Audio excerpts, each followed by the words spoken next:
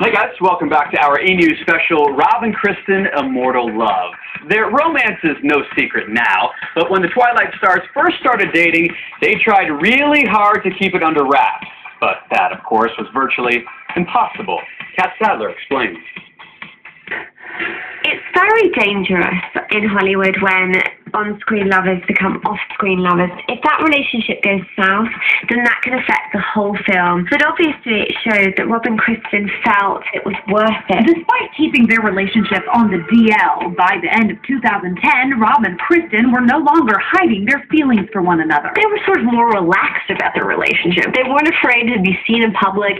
You would see them holding hands on occasion. They weren't afraid anymore to do stuff like go and grab dinner. They like to see a lot of live music with friends. They moved in together. They're renting a house in Los Feliz. It's kind of like they let their guard down a little bit because everyone really, there was no denying it anymore. In August 2011, Robson even shared a place in London while Stewart filmed Snow White and the Huntsman with director Rupert Sanders. I've been making commercials quietly for 10 years, honing the craft, and this seemed like, the right project to really grab a hold of and make my own. It was obviously his first film. He had a lot riding on it. He got very close to his leading lady and his cast members because he wanted the film to be perfect. By the time filming wrapped, it seemed there was no stopping Robson.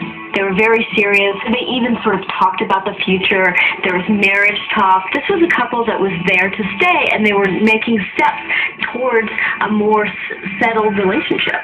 I think because in Breaking Dawn Part 1 there actually is a wedding, people are compelled to pull, I think, what you see on screen off screen. Man to man, when you first saw Kristen walking down that aisle in the dress, in the film, what did you say to yourself? I'm going to do some acting now. She was so amazing and everyone was looking at her. It felt very natural. It felt like kind of a real ceremony to me. Were they going to get engaged? There was rumors, there were reports, there were sources saying that Rob was close to it. 5 years from now, are you single or married? That's what they want me to ask you, all those girls. I have no idea. She's got a great spirit. She's very kind of rebellious and feisty and kind of wild. In May 2012, pictures came out of Kristen having dinner with Rupert. Rupert Sanders was happily married to Liberty Ross, former It Girl in London, and Kristen was obviously very, very deep into her relationship with Rob. No one really questioned it. But on July 17th, Kristen and her director crossed a line that would haunt them both. The paparazzi were following Kristen as they did every day. She was staying at Rob's house in Los Feliz at the time. On the way home from the gym, she got a phone call. She turned her car around, met Rupert in sort of an abandoned parking lot. Rupert arrived in his car, got in her car, and the paps started following them. They moved to several different locations where they were photographed kissing, cuddling, in some very sort of sexy positions. The photos were taken in a public park. This wasn't what you're expecting from an A-list movie star who has paparazzi following her at all times of the day. The fact that she would be so sort of cavalier about what she was doing, who she was doing it with, was really almost as shocking as the fact that she was cheating on Rob Pattinson. But no one else knew the photos existed. They were taken on a Tuesday. 2 days later, Rob and Kristen went out on a date and were photographed. And then at the Teen Choice Awards, Rob and Kristen were there together as well. Kristen was seen hanging out with Rob like nothing had gone wrong, smiling, posed for pictures. Despite these photos being taken, nobody would have suspected that anything was amiss. Until July 24th, when the Twilight love story came crashing down. When the photos of Kristen and Rupert were released, fans, non-fans, everyone was shocked. How could Kristen, who had the seemingly perfect relationship, be caught kissing another man? It wasn't possible. Rob and Kristen were the perfect couple. They were Bella and Edward. They represented enduring forever love. Fans took to Twitter stating, "I hope that pic of her and the director is fake. Next joke, please. Robson is unbroken. And there is just a part of me that screams, fake, fake, fake." People just could not cope with the fact that Kristen could possibly do this. The next day, fans' nightmares were confirmed when K-Stu publicly acknowledged the steamy photos in a statement to People magazine that said, "I'm deeply sorry for the hurt and embarrassment I've caused to those close to me and everyone this has affected. This momentary indiscretion has jeopardized the most important thing in my life, the person I love and respect the most, Rob.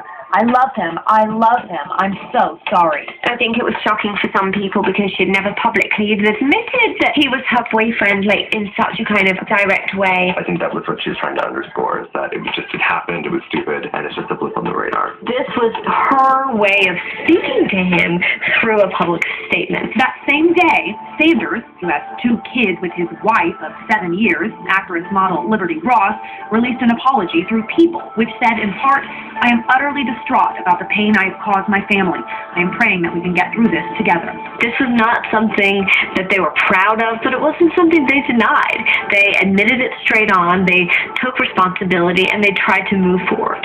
It wasn't just the inner circle feelings of pain. The story hit the Twi world hard. Some fans even vented on YouTube. I can't believe she was in it, and I thought it wasn't real, but it's real. I can't believe she was in it. I feel so sorry for Rob. The videos got a lot of hits, millions. It showed how much people cared and how much they loved this couple and how much people's personal lives were invested in Rob and Kristen's happiness. To say that there was an outpouring of emotion just is an understatement. There wasn't anybody that wasn't talking about it.